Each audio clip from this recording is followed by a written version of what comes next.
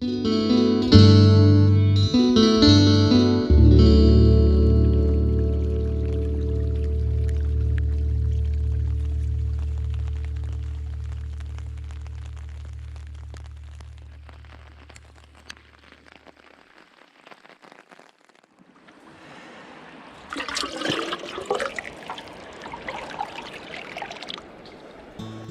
think of water as something that comes from a stream, and it does, but it also comes to the stream.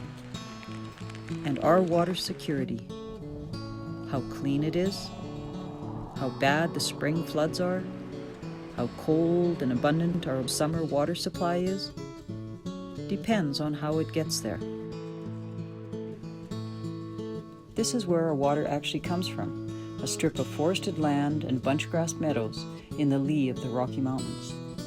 Almost all of Alberta's water originates on the eastern slopes and foothills of the Rocky Mountains. About 80% starts as snow. Most of the rest is from spring rains, and it doesn't come from the streams, it comes from the land.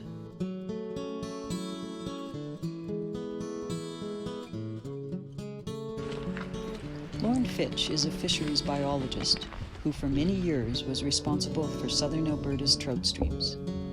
Before that, he was the southern region's habitat biologist. He spent decades working to keep streams healthy, and that's led him to focus not so much on the streams as the landscapes they drain from. This logging road built across the slope has intercepted this drainage, whether it's groundwater or surface flow, and instead of allowing that water to flow slowly downslope through the timber to slow it down and be absorbed as shallow groundwater, it's captured this water and now being redirected, and you can see the erosion that's happening because it's running faster than it would through the forest. Behind us is all the silt that's accumulated as a consequence of that capture of the stream.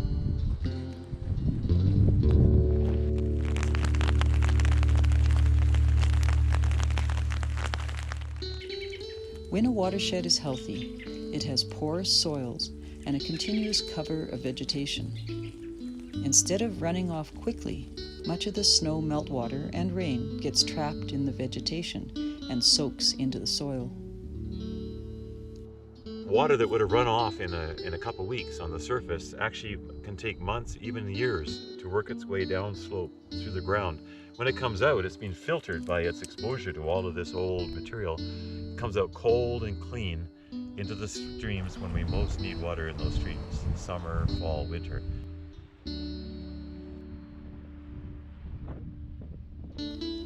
Where groundwater emerges into the floodplain of a stream, that's called base flow. That's what keeps creeks and rivers cool and flowing during seasons when there is little or no snowmelt or rainfall.